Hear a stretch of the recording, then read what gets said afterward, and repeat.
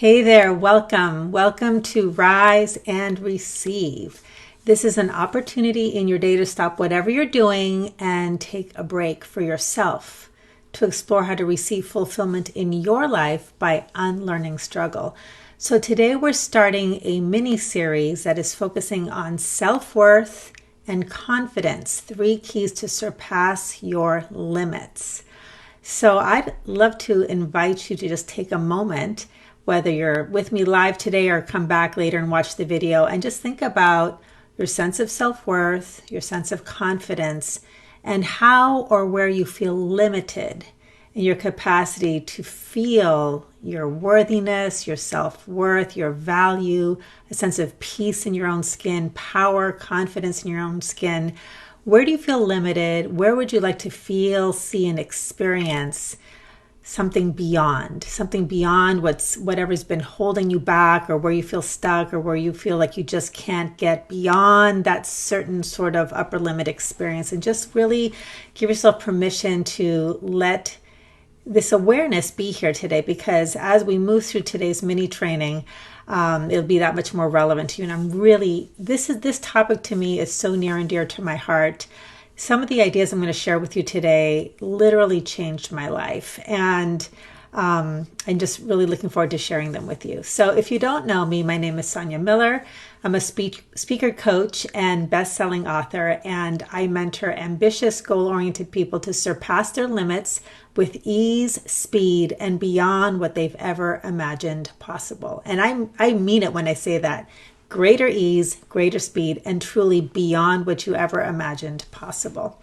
And I do this by illuminating blind spots, because one of the things that I've discovered after more than 20 years in coaching people is that ambitious, goal-oriented people, well, first of all, we all have blind spots, but ambitious, goal-oriented people have a particular set of blind spots. It's very, very common, and I've seen this pattern over a few decades. Plus, I got to see this reflected in myself, and that is this. When you're ambitious and goal-oriented, you tend to over-rely on what I call the doing skills, or the doing model of power, which is akin to what the hunter does. The hunter identifies a target out in the horizon, figurative or literally. They use a lot of mental power. They plan and they research and they gather information, and they come up with timelines, and they gather their tools together, and then they take a lot of action. And so this doing skill is very important. It's a beautiful thing when it's used for, the right thing. It's the right tool for the job. And in our human experience, that's when you're either task-oriented or kind of in project manager mode, and you have a specific, concrete, measurable target or goal, and then you make a plan, and you know exactly how to do it, and you simply execute it. However, that very same skill set can actually undermine your efforts when your goals are not coming true. Even if you're successful and you don't have the fulfillment you seek, it's because you actually need to tap into another skill set, which is from the realm of human beingness as opposed to human doingness. And human beingness, especially for ambitious, goal-oriented people, is less familiar. And this is why ambitious, goal-oriented people tend to be good at what they do, tend to be good at doing, because we have been valued and validated and pat on the back and compensated for how smart we are and our achievements and all that we can do. So when you get a lot of positive feedback and validation for something, you tend to do more of it. And that's great. But then what happens is when you're missing this other skill set and you don't have it, which is in the realm of being, what do? We work even harder. And that is the cause of these upper limits. I'm not going to say it's a cause of all upper limits, but in my world, if you're ambitious and goal-oriented, 99% of the time, that is the cause of your upper limit, which means you have a blind spot or multiple blind spots that occur when you over-rely on doing and don't know how to access the being skills. Now, here's the thing about being. Because we don't really have a frame of reference of how being could ever be powerful, and you are a human being, it's kind of one of those things where we think, well, yeah, I'm a human being, but what does that produce? How is that useful? How is that powerful? It's just what I am. But this is where the blind spot comes in. When you know how to tap into the power of being, you start to tap into a power that dissolves your upper limits. The power of being is useful, is productive, it produces results, and it's incredibly simple because you already are a human being. You just don't know how to harness that power because it's been malnourished or absent. So that's what we do here at Rise and Receive. We illuminate the power of being. And the main thing that I teach is how to receive. Ambitious, goal-oriented people have a huge blind spot that makes it so that they don't know how to receive. They know how to do. We know how to hunt and pursue, but to actually stop all the hunting and receive what you've been working so hard for, not so familiar, okay? So I teach people how to receive. It's simple, it's powerful, and it's life-changing. So with that, let's talk about how this applies to self-worth and confidence. All right, so I talked about how I'm here to help you dissolve and surpass your limits with ease, speed, and beyond. Today, we're going to talk about the ease factor. And so when it comes to self-worth and confidence, all right, what we want to look at is what is it that's happening for you when you're wanting to feel more confident, you're wanting to get in touch with a sense of personal value. How do you go about changing that? How do you approach this challenge in your life? Okay, now, the blind spot that I'm going to illuminate today is what I call the doing blind spot. And we've sort of started talking about it. The doing blind spot occurs when you operate more as a human doing or look at life through the lens of what do I do versus who do I be, human beingness. And what a human doing will do when they encounter a goal, an area of life that they want to improve or expand upon or flourish, what do we ask? What's the first question we ask? What do I do? That's what we do. So you're struggling with low self-esteem, you're grappling with not feeling confident, you're feeling awkward, you're feeling insecure, maybe you're feeling inadequate, you're not feeling worthy, you're feeling bad about yourself. You perceive it as the human doing does, which is you see it as a problem to fix. Now, here's the thing. The theme for this entire mini training series, this is week 4 now. So we've done one on relationships, fulfilling relationships. I've done a mini training series on work and money. I've done a mini training series on wellness and beauty. And now we're talking about self-worth and confidence. And the theme for all of this is this: your consciousness creates your reality. You see, your consciousness is the realm and the terrain of human beingness. The physical world is the realm and the terrain of human doingness. We use our 5 physical senses. We look out into the physical world. It's very, very tangible. Great if that's what you're dealing with. But when you're dealing with all kinds of feelings like low self-worth and lack of confidence, we're now talking about the terrain of the human being. Your consciousness actually creates your reality. You might think that cause and effect happens out there, but the consciousness is the primary cause of every effect. And so consciousness is the sum total of your feelings, your experiences, your memories, your conditioning, your expectations, the sensations in your body. It's a whole terrain. Now, when you develop that skill, just as much as you may be proficient in that outer world skill, watch out, just watch how those upper limits dissolve. Right? But when we're feeling that lack of confidence, how do we approach it? As a human doing would, which is, okay, what do I do? Now, this is why this doesn't work. This is why we feel stuck at this upper limit. If your consciousness creates your reality, there's a whole bunch of consciousness that's occurring that you're not aware of when you ask, what do I do? So I'm going to talk now about what's occurring in consciousness and then how to shift all of this so you can start to really experience and open up to your self-worth and confidence. So I'm going to just make sure I don't forget anything. Okay. So when you ask the question, what do I do to fix my low self-worth and lack of confidence problem? Remember, the lens of the problem is that in consciousness, what you're actually believing, what's actually creating your reality is this. I need to do something before I can feel good about myself, which means that your self-worth is now conditional. I have to do something, I have to figure something out before I will feel good about myself and have more confidence. So when you ask, what do I do? Then your self-worth is conditional. It's based on the certain conditions before you can actually experience this. The second thing that happens in consciousness is your self-worth is transactional. So what does that mean? Well, when you operate as a human doing, you learn that to receive something, there must be an exchange. So you either perform, or you provide supply, or you're a great producer. You do something. It can be an emotional thing. It can also be a job thing. Now, that's great, again, in the world of human doingness. But what about when this is a feeling thing, right? So how is enough enough? What is it that you could possibly do that would ever be enough in order to feel self-worth? And because it's conditional and transactional, it's like the carrot in front of the horse. You're always chasing it. What more do I do? And what more do I do? And what more do I do in order to feel self-worth? Okay. You are also looking at yourself as something to fix. If you're a human doing, and you're asking, what do I do? It means that your low self-worth and lack of confidence, those feelings, you're looking at it as a problem. And if you look at something as a problem, the consciousness is, there's something wrong with me. I'm a problem as I am.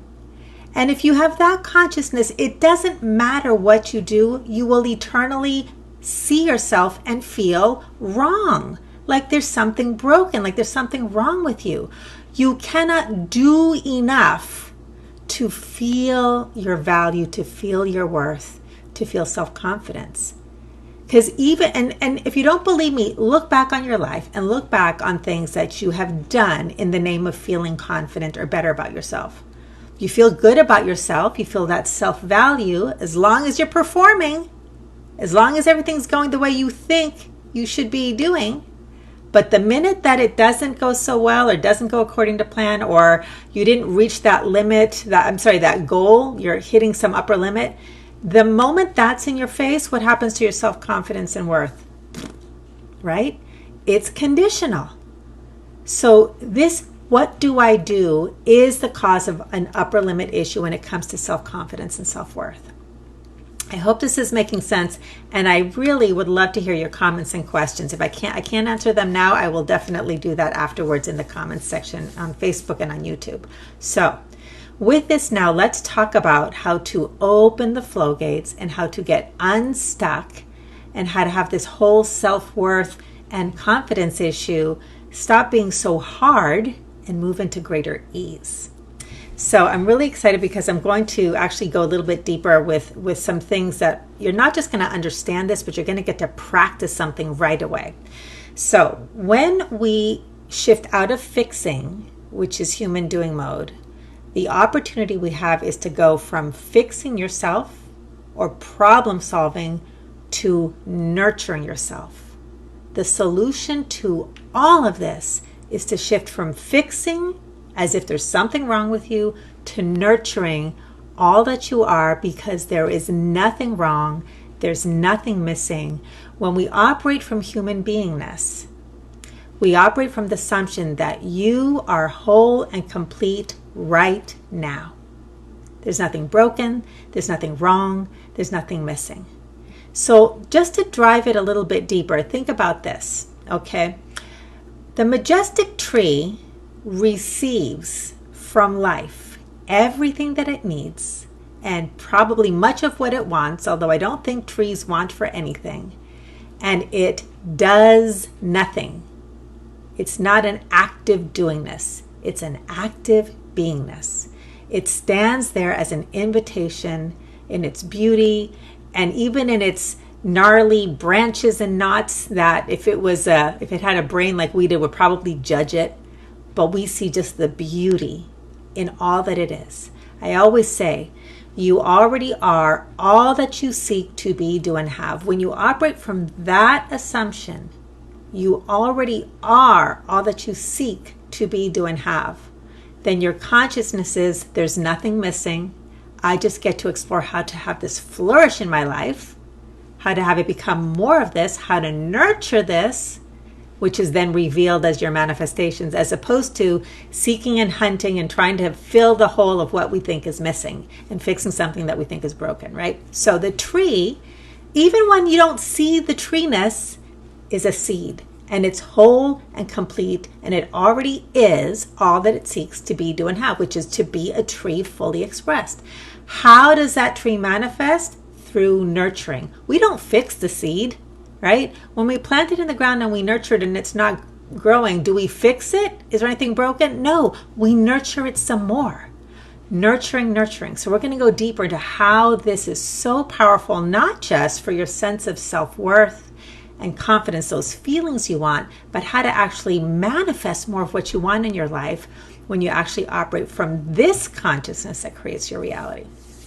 Okay, so here's the thing about manifestation. The things you manifest in your life are a reflection of your relationship with you. I'm going to say this again, and this is something I say forever because it takes a while sometimes for us to understand that we're not manifesting what we think about. That happens sometimes, but what's really happening in consciousness is you manifest a reflection of how you relate to yourself. If you relate to yourself with kindness, you can receive the kindness that life is always offering.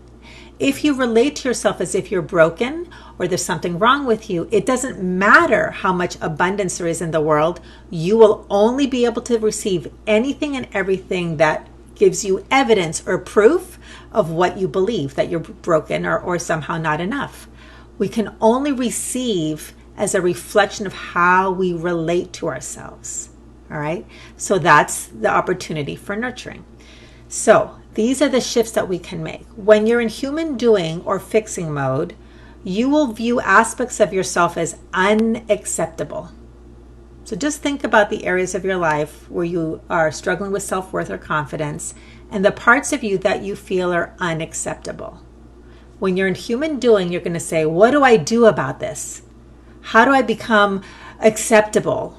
How do I deal with this? How do I fix this, right? That's just going to give you more of the same. It's just going to reinforce the lack of self-worth and confidence. When you shift to nurturing, then you shift from parts of me are unacceptable to all parts of me are welcome. All parts of you are welcome.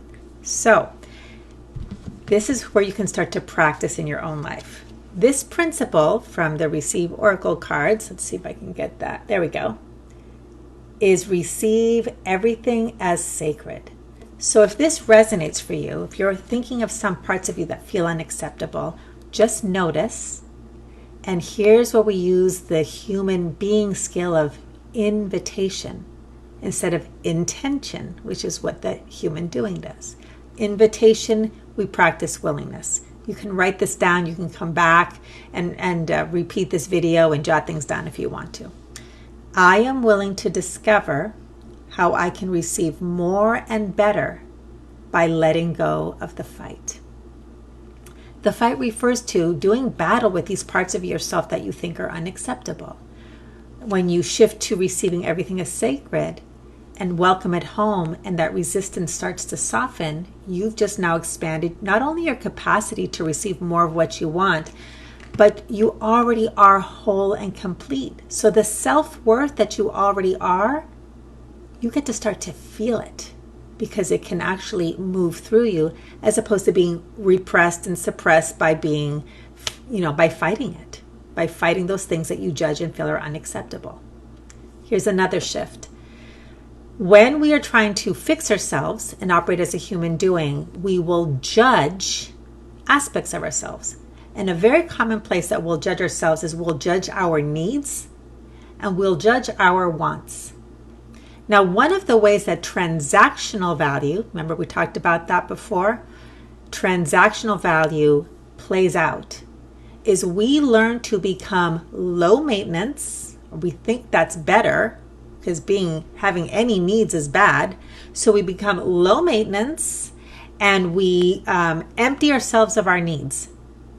Okay? Because if you have no needs, then you can become more useful, more productive, i.e. transactional value, right? So you shift from judging your needs and wants. You might want to take a moment to think about, what needs do I have that I don't give myself permission to have? I'm going to tell you a story in a minute after I give you the second part of this. So we go from shifting from judging our needs and wants, which is what we do in human doing mode, to valuing your needs and wants as good. You value them. You start to become willing to discover, what does that even mean? I remember when I started to discover some of this, I was like, valuing my needs and wants. Oh my gosh, I used to take so much pride in being needless. I thought that's what I was supposed to be useful and have no needs. Forget wants, right? So here is the Receive Your Value card. This, by the way, has a little book. This is from the Receive deck if you're new to me. And in it, besides a whole bunch of more cards, is this little booklet. So you could actually pull that card, find it, and read. So you can really understand what it means to value your needs and wants. So here's the mantra for this. If this resonates for you, you can start to practice this mantra every time you notice it. Hold on, my lights just went out. Okay. All right.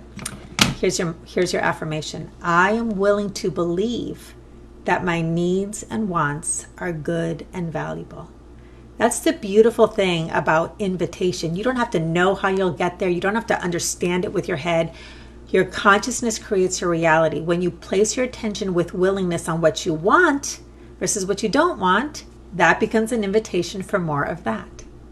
I am willing to believe that my needs and wants are good and valuable. Another shift. When you're operating as a human doing, you're going to think that you need to change the things you're ashamed of. If you're aware of shame, and believe me, I forgot, I'll tell you the other story I forgot, but shame, I had shame and I didn't even know I had it. I heard the words, but I didn't know what it meant until I started to discover these deeper aspects and feelings as I started to receive everything as sacred. So shame is the message, not that you did something wrong, but that you are wrong, that there's something fundamentally wrong with you. There's nothing wrong with you, period. Okay, you want to start opening up to that possibility. So shame, instead of having to change the things that you are ashamed of or have shame around, that shifts into nurturing when you become willing to see shame as a call for more love, not less. More love, not less. Okay, that little seed that's sprouted and is just delicate and it's just starting to grow, we don't shame it for not growing fast enough. We give it more love, not less, so that it can flourish and grow more. And that has the transformational power of healing the shame when you start to practice and understand how that works. So, receiving more love, not less. This is the Receive Love card. And if you know that you have shame, if you're starting to become aware of it, you can simply notice instead of trying to, change the things that you feel shame around. You can stop and say, I am willing to have the love inside of me come alive in my heart. You cannot say these affirmations enough. It is a beginning place, if you're not familiar with self-nurturing, to start nurturing yourself. And it is transformational, again, in how you feel in terms of your self-worth, as well as what you can receive in your life. And finally, as just to give a couple examples of shifts, when we are in human doing mode and we have feelings that we judge or feel ashamed of or are uncomfortable, we will tend to want to deny or conquer them because there's no space for feelings when you're in doing mode. What's there space for is productivity, not the presence of your being exactly as you are. The more productive, the more useful, the more you're able to create a transaction, fulfill conditions, and then you can receive this approval, this sense of self-worth that comes from the outside. But when you nurture yourself, the self-worth, the love, the value that's already inside of you, because you already are all that you seek to be, do, and have, it can now start to grow and flourish. Okay, so instead of denying and conquering your feelings, we shift to nurturing, and we practice making lots of space for the feelings and permission for them to flow. Now, if you don't have experience with this, we start with willingness, okay? Because this could be a foreign terrain if you're used to operating that transactional terrain and productivity terrain, and this presence with self, this nurturing the relationship with self is malnourished or absent. That's why I'm so passionate about teaching the power of being and the skill of receiving, because these skills are malnourished and absent. And I see it certainly a lot in our culture, in our country. I see it everywhere.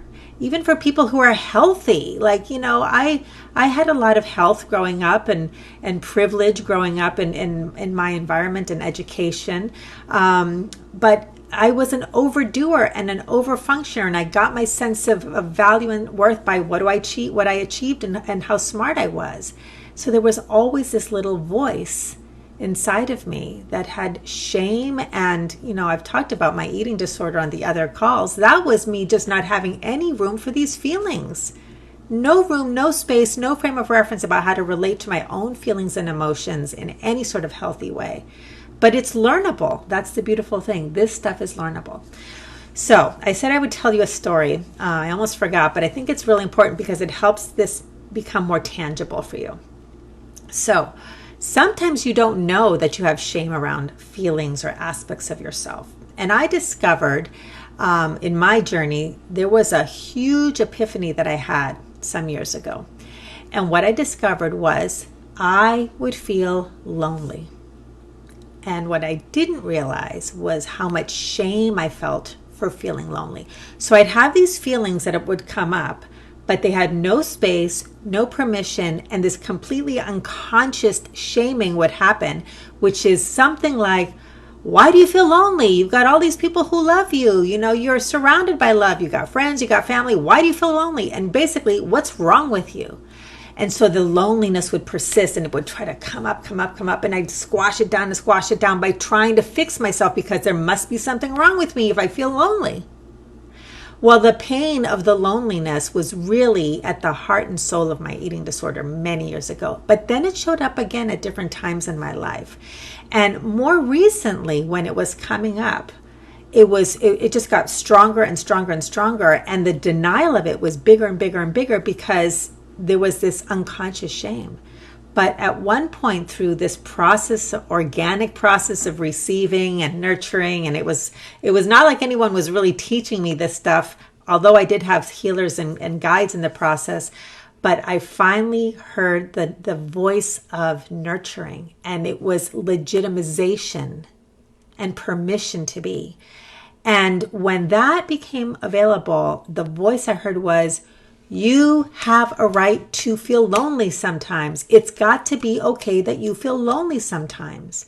Once I gave myself permission and the space, things that were stuck for me started to move. And I started to open up more and more to my natural self-worth in ways that I had hit an upper limit. I really had. And it was really unconscious. But boy, when this started to come online into my awareness, it was a big expansion, a big flourishing, a big healing that occurred for me.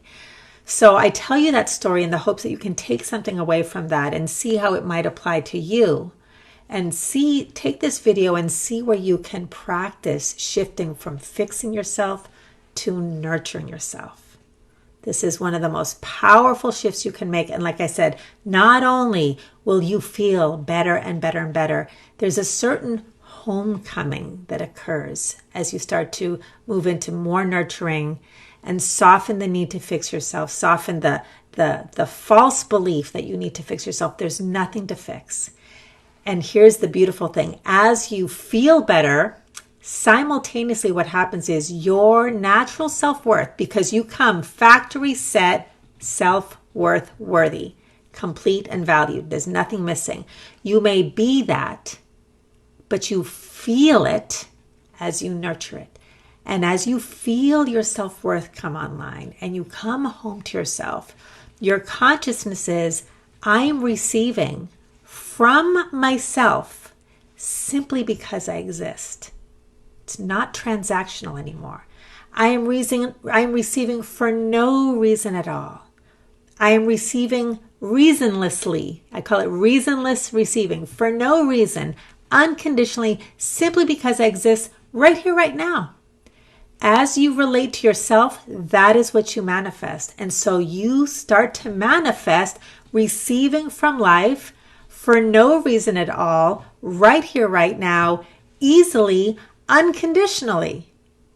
Life reflects your relationship with yourself. It is so powerful. And the reason I do this work is because of what I get to witness in my clients and my students. Every time people start to practice this stuff, things start to show up in their inner world, greater peace, less anxiety, that sense of confidence, that sense of being comfortable in their own skin, and then all kinds of things start to show up in their outer world that they value, whether it's money, jobs, relationships, pregnancies, homes. It just happens. I'll say one more thing, and then I'll start to wrap it up. When you operate as a human doing, the journey of manifestation is a linear process. A plus B equals C. If I do this and then this and then this, I'll get this result. It's very linear, and we can see it because it's in the physical world. So the mind understands it. When you practice being skills, you practice awareness practices. You practice relating to your inner world.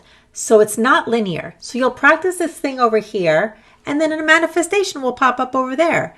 And your mind won't know that there was a cause and effect. That's my job as a coach and a teacher until you start to connect the dots. So that's what happens. You just start practicing being this way. And over here, these things start to show up in your life. So it doesn't have to be linear. It doesn't have to take time. You can literally just practice being this way and poof, things start to happen, shifts start to occur, ahas come in, and it's practically simultaneous sometimes. Now, it isn't always simultaneous because you're learning and practicing, but this is where the ease and the speed and the beyond factor come in because you're going beyond what your mind can conceive of. You're going beyond what you could do by yourself in human doing mode. So you're literally allowing life to provide for you instead of you being the hunter and the provider. So I hope you like this. Please share your questions, your comments below. I'll respond as best I can. And I'm going to have part 2 and part 3 on the same topic on Wednesday and Friday of this week. So come back. A couple next step resources include these. So you can do them as soon as you like, and I'll include links above and below. Join me this Saturday, if you can, to the Surpass Your Limits in 2022. It's a $47 2-part workshop. Super powerful, and I can't wait to see you there. If you can't make it live, it'll be recorded, and so you can participate that way. Okay. There's still room to be among the first 25 people. And if you're among the first 25 people, I will personally review your workshop assessment, which is part of your workshop experience. And I'm going to create a little 5 to 10 minute video that will be your personalized plan to start off the new year with clarity. And in that plan, I'll illuminate your probable personal blind spots. The thing to focus on, the essence of what you need to focus on, as well as recommended next steps, actions that you can take. So that's for the first 25 people. Also, to get these recordings and be up to date on everything that's happening, join the Receive community if you haven't already. It's right here on Facebook. Go to facebook.com/groups/Receive community. It's growing and growing and growing. We always are nurturing that community, and I would love to see you there. So thank you to all of you who showed up live and will be watching later on in the video, and I will see you at the next Rise and Receive. Bye, everybody.